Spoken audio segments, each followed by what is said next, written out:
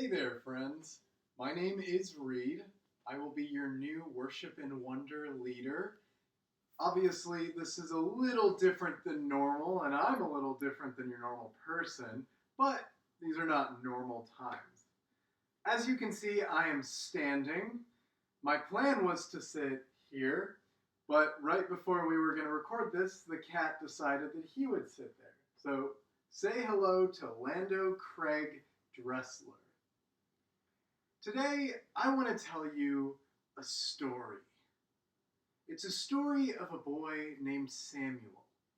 Samuel lived long ago in the nation of Israel. This is a story we find in the Bible. Samuel lived with a prophet named Eli. Now, Eli had gotten very old. He had a hard time seeing anything or even hearing. So, Samuel took care of Eli. One day, as Eli was going to bed, and Samuel was laying down but not yet in bed, Samuel heard a voice. It said, "I'm here." Samuel looked around. He raced to Eli and said, "You called?" Eli got up kind of blurry-eyed and said, "Go back to bed. I didn't say anything." So Samuel goes back, wondering what on earth it was he heard. He lays down right when he's about to go to sleep. That voice appears again and says, "I'm here." Samuel bursts up, runs again to Eli and says, "This time I'm sure you called." And Eli again says, "Why do you keep waking me up? Go back to bed." Samuel's a little disheartened, sad. He walks back to bed, lays down. Right when he's about to go to sleep, he hears a voice. "I'm here." Samuel bursts up, goes to Eli. And this time, as Eli, again, very tired, wakes up, he wonders, could this be the voice of God? This is a strange idea to Eli, who, even as a prophet, hasn't heard God much. At those times, God's voice wasn't something people heard all the time. It wasn't normal to hear God's voice. Of course, I wonder how normal it is for us today. Not that normal. So Eli tells Samuel, "Go to bed. And if you hear that voice again, say, 'It's Samuel. I'm listening, God.'" So Samuel walks over to his bed, lays down.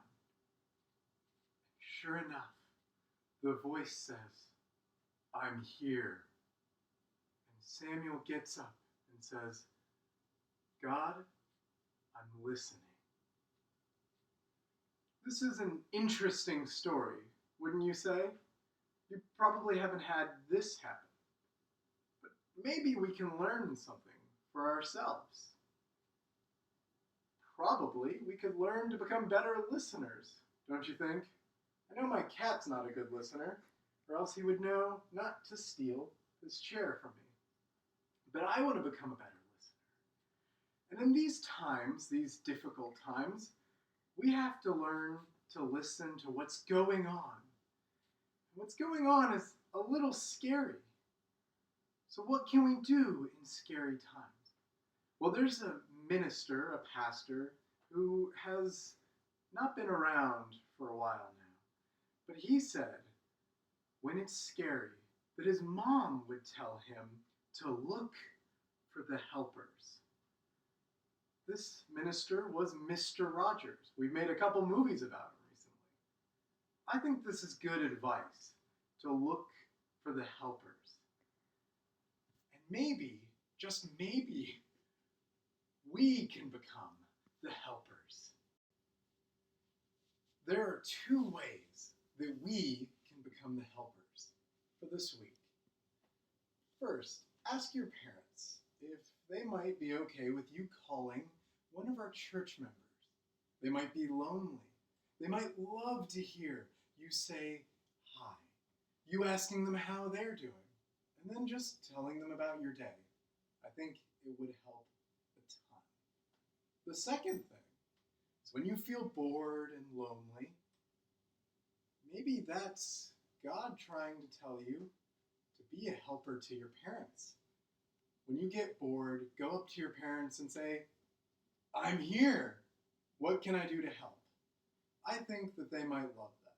Being a helper in the house can consist of doing chores, not bothering your parents when they're stressed, and being kind to your siblings if you have them, or playing with your cat. So friends, I hope that we can go with the strength of Samuel and listen for the ways that God is talking to us and the ways we can help others.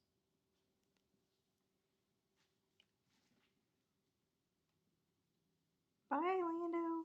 Say bye.